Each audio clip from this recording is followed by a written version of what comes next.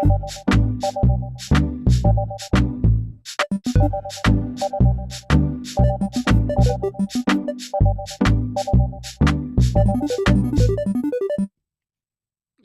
what's up, everybody? Glad you could join me today on this. What is it? What is it today? It is the 27th of November. Year is passing us by, and I'm glad you could join me today. Got an interesting topic to talk about. As a reminder, I'm Tom Coffey. We're at Rumble, X, and YouTube. If you stream and nobody watches it, did it really exist? Maybe. But you can let me know by leaving a comment or a like or something like that. But we got a fun one to talk about today, and that is the Nirvana Fallacy, not the band. So we've got at least two people here, so what the hell? Let's do it.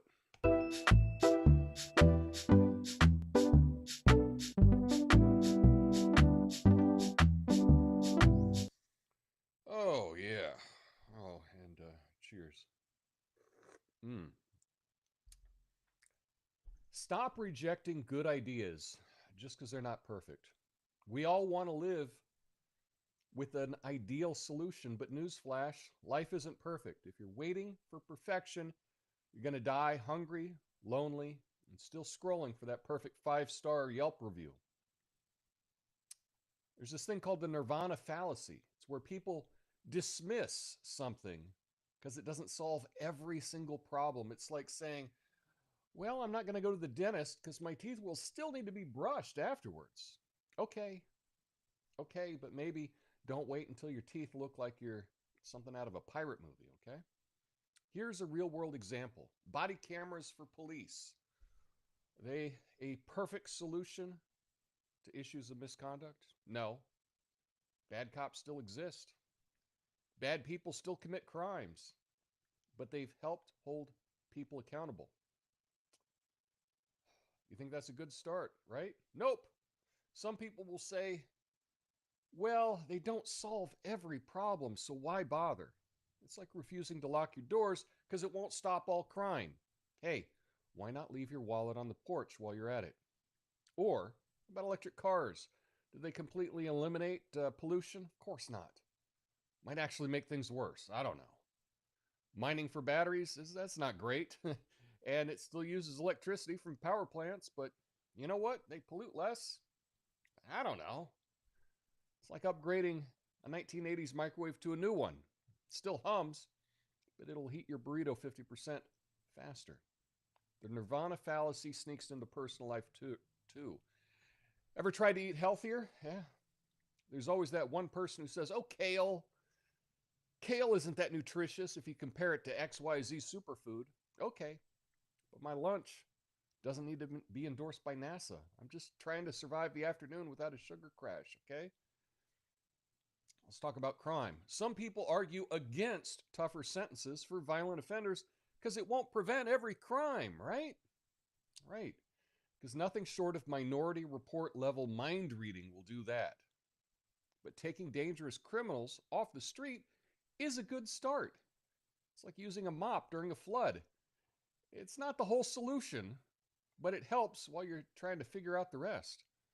The fallacy thrives on nitpicking, and it's everywhere. Take internet privacy. Someone suggests using a VPN, and then there's always that guy saying, yeah, but it doesn't protect you from everything. Right, but it stops your coffee shop Wi-Fi from turning your laptop into a botnet.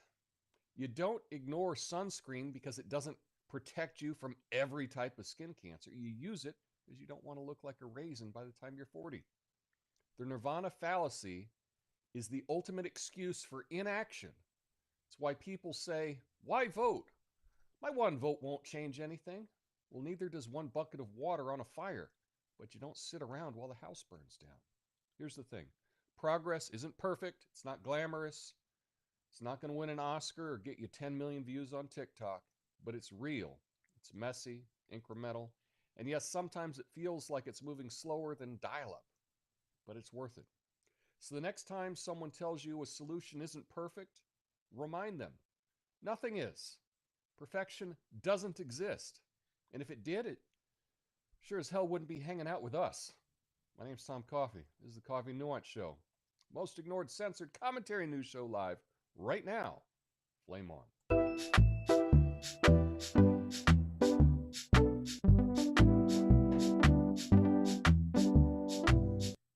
Sure, just knock it off the table, Tom. Just knock it off the table. Anyway, we're talking about the Nirvana Fallacy. This is something that I kind of deal with. And that's what this show is. It's my therapy.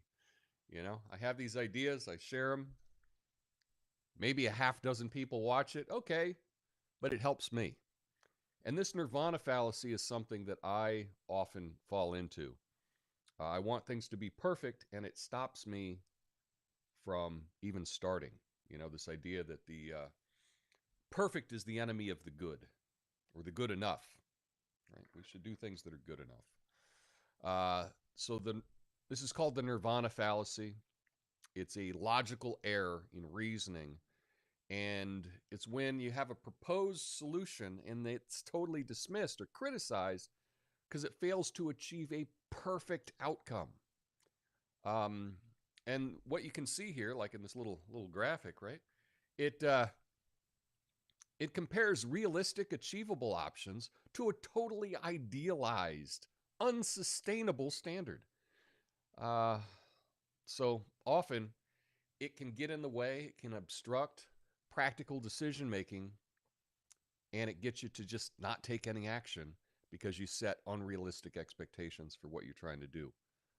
I've done this probably most of my life, and I'm doing this right now with many things. I have changes that I want to make to the show, but I want them to be perfect before I do them. I have other projects that I'm working on. It's not perfect. I've been working on some music, and I want to play every instrument and do every part and make it all perfect.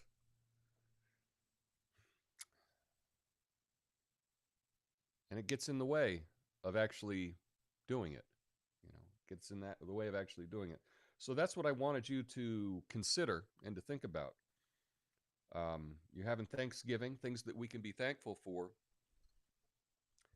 And be thankful that you don't have to be perfect. And your solutions don't have to work 100%, right? If you can make something better, be thankful for that. You don't need a perfect relationship with your family. You know, sometimes it's the same thing. We think, I don't even know why I should even bother talking to my sister, because you know what? She's still going to think I'm garbage. She's still going to think I'm some conspiracy nut extremist. So what's the point? She doesn't come around to you know, accepting everything or knowing me. What's the point, right? Well, it's because we might be able to get a step closer. And you know what? It's never going to be perfect. These things aren't ever going to be perfect. But don't let that get in the way of making something a little better. So that's kind of the big idea I wanted to talk about today. Yeah, that's the big idea. Oops. The Nirvana fallacy. Don't let perfect be the enemy of good. I think it's pretty good. I think it's a pretty good thought, and it's something that we can do to try to make things a little better. You know, my life's not perfect, and I don't think yours is either. And if we wait for perfection, you know, we're never going to reach it. We're never going to reach it. So anyway, that's my big thought today. I know this was a short stream. Leave me your comments, and I'll go through all your comments and criticisms and ideas in the after show. I'm going to put up something on Friday. Might not be live, but I'll put up a video that will go live on noon on Friday. I decided to take the re-education course for YouTube. because they went through all my old videos and they found something they didn't like, and I got a notice on it like a year and a half after I posted it. I appealed it, and I was immediately denied, for a channel strike, which makes it hard to do anything on this. Makes it hard to do anything on YouTube when they're holding this above you. So I went through the re-education camp, and I think I'll make a video on that. I took screenshots of what they made me do. You may wonder, Tom, what did you say? Well, basically, I said that printing money causes inflation. Apparently, that's a conspiracy theory. Yeah. Anyway, that's all I got for you today. I'll see you in the after show. I hope you all have a awesome Thanksgiving and a beautiful weekend. And as a reminder, don't let perfect be the enemy of the good. See you then. Peace.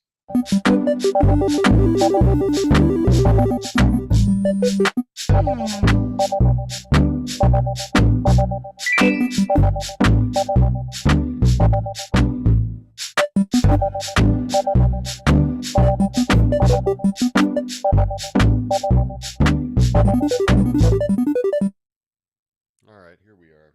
Here we are. Well, if you can't hear me enough, I don't know what to say.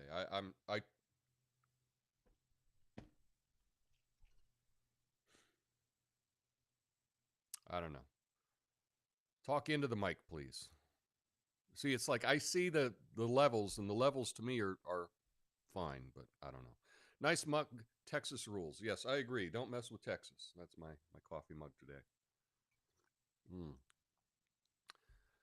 Natasha says, as a carnivore, I never have sugar crashes. Well, that's good. Carnivores don't sunburn. No sunscreen needed. Well, perhaps. I don't know if you can see close up. Look at all those freckles. That's from being raised in, growing up in New Mexico in the desert at a mile high, running around without sunscreen for years. That's what happens. Hashtag Rumble Gang. Hashtag Nirvana Fallacy. What's up, John? Nice to see you. Nirvana Fallacy sounds much classier than coping with perfection. Yeah. That's it. Sometimes if we can reframe these things, if you're saying, I'm struggling with the Nirvana Fallacy, that sounds a lot better than I'm struggling because I'm trying to cope with perfection. That may be tougher. Maybe perfection isn't why you are single, Tom. Single myself. Well, I wasn't saying that I'm holding out for perfect on that.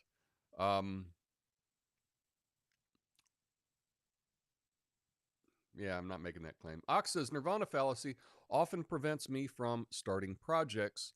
I delayed a startup several months. If it coupled with procrastination, it is harder. Trying very small, easy steps gets the ball rolling. Yeah, I do think that the first step is often the hardest, and you just get a little momentum going. There's a project I've been wanting to do for years, and it was actually yesterday I did a test, kind of a proof of concept for it. And that's it. Sometimes it's just getting started. And was it perfect? No. Do I want it perfect? Yes. But got tired of waiting for perfection because I guess I'm not that good. Oh, wonderful. Canada insists that Jordan Peterson requires re-education too. And he threatened to expose the process too. You should be at him to. You should be at him to it. Okay. Here's the thing. If you are a small creator, nobody cares. I know comedian Dave Smith. They pulled his last video off of YouTube, and he got a notice on it. And of course, he can post it on X and get millions of interactions and get Team YouTube to respond. I posted the clip that got me a strike, like in a comment on X. And I posted the little video of the exact time stamp that they said I said something crazy. And guess what? It got not a single like. It got not a single comment. See, the thing is, when you're so small and you can't get any attention whatsoever, it's like you're living in a different world. It's a little frustrating because they censor my channel, and if there's nobody big that can even point this out to anyone, there's nothing anyone can do. You know, I can't do anything. I can post under other big creators and I can say, hey, look at what they did to me. But if nobody reads it, nobody retweets it, nobody likes it, you know, it's like if you do a video and nobody watches, does it exist? Well, maybe a little bit.